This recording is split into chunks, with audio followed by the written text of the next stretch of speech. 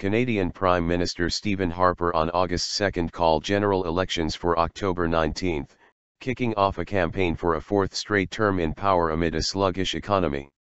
Harper, in power since 2006, dissolved Parliament after meeting with Governor General David Johnston, the representative of Queen Elizabeth II, Canada's nominal head of state in this Commonwealth country.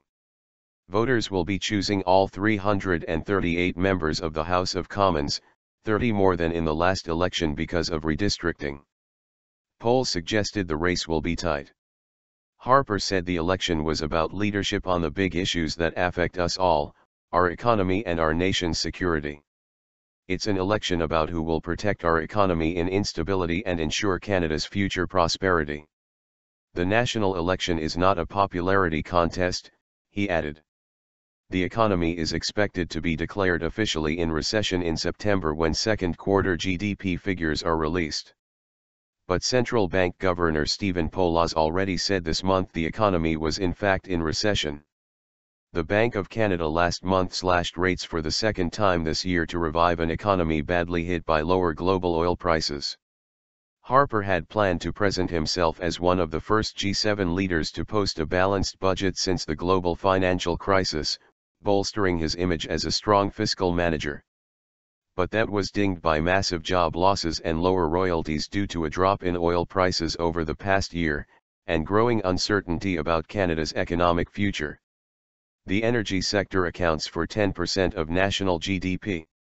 Boosting national security is also likely to factor into campaigns, after attacks on Canadian soil last October by suspected lone wolf militants inspired by Islamic extremism. The incidents: in one case a gunman shot dead a ceremonial guard and stormed Parliament, and in another 2 soldiers were run over in rural Quebec, one fatally provided Harper with an opportunity to show his mettle on security. But instead he has reaped scorn for dramatically expanding the powers and reach of Canada's spy agency in the biggest overhaul of the nation's anti-terrorism legislation since 2001. This election is also about security, Harper said. He added that Canada must confront the violent global jihadist movement that possesses a direct threat to our friends, allies, and to us here at home. Indeed, with the economy in bad shape, the Conservatives can be expected to play up security and terrorism issues and depict themselves as best suited to address them. They are going to play a lot on people's fears, said Guy Lachapelle, a professor of political science at Concordia University in Montreal. Harper is taking on Thomas Mulcair of the left-leaning New Democrats and Justin Trudeau, leader of the Liberal Party and son of Pierre Trudeau, who ruled as Prime Minister for 15 years. Trudeau will try to lead the Liberals back into power for the first time since losing to the Conservatives in 2006.